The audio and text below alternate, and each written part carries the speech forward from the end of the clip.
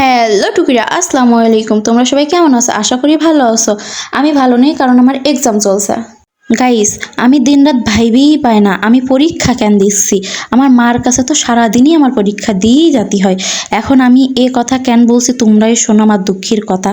মাত্রই আমি পরীক্ষা দিয়ে বাসায় আসলাম। বাসায় এসে ফোনটা নিয়ে একটু বসি, ফোন টিপছি, আর আমার মা শুরু করে দিছে। আসতে পারলো না, ফোন নিয়ে পড়ে আছে। সারাক্ষণ খালি ফোনের চিতাই ঘটে, বাড়ি আর কোনো কাজ কাম নেই। আমাকে এত কিছু বললো, আমি শুধু বললাম, মা তুমি এত সিল্লি সিল্লি ফাইরছু কেন? আর আমার মা ড্রামা শুরু, লে মা। সে কান্দা শুরু করে দিছে। আমি চিল্লাই না, সব সময়ই আমি চিল্লাই। তোর বাপকে যাই বলছি, দাঁড়া, তোদের 14 গোষ্ঠী চিল্লায়। আমার গলার আওয়াজ তোদের পাড়ার কেউ শুনতে পাইছে কিনা একটাবার জিজ্ঞেস করে দেখ তো। আমি মরলে না তোদের এই বাপে বেটিকে রাস্তায় বাটি নিয়ে বসতে হবে।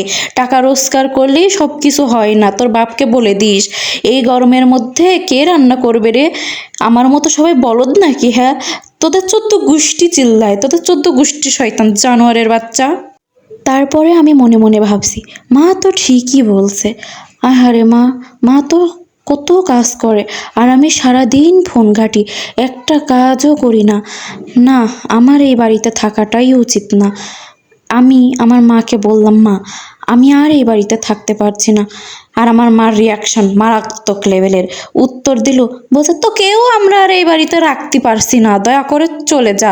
তোমরাই বলো দিনি, এটি কোনো কথা? তারপরে আজকে বিকালে একটু বান্ধবীদের সাথে ঘুরতে যাব। মাকে বললাম, ও মা, মা, মা আজকে একটু বাইরে যাব, যে জামাটা কাইছো ওই জামাটা একটু আয়রন করে দাও। মা বলছে, পারবো না, আমি পারবো না। জামা কাপড় আয়রন করা না থাকলে নিজে আয়রন করি নিকা। চাকর পেয়েছে বাপে বেটিতে দুইজন, আমাকে চাকর ভেবে নিয়েছে, কিচ্ছু করতে পারবো না। লোক দেখাতে যাবে বাইরে, সুন্দর করে সেজে গুজে বাইরে লোক দেখাতে যেতে হবে না? ফুটানি করতে হবে, ফুটানি। তারপরে আমি আমার মাকে বললাম, লাগবে না মা, লাগবে না, থাক, ও বাদ দাও। ও হ্যাঁ, এটা হচ্ছে আমাদের সেই ঐতিহ্যবাহী লাল ব্রিজের কুখ্যাত বিখ্যাত রেল গেট।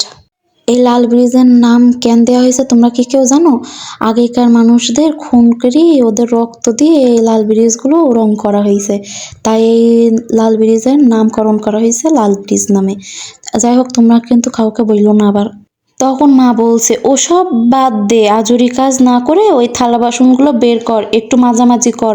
আর এই যে বিছানার চাদরটা সরিয়ে নতুনটা একটা পার, মেহমানরা আসছে, ভালো ভালো প্লেটগুলো একটু বের করে রাখ, ওইগুলোতে খেতে দেব।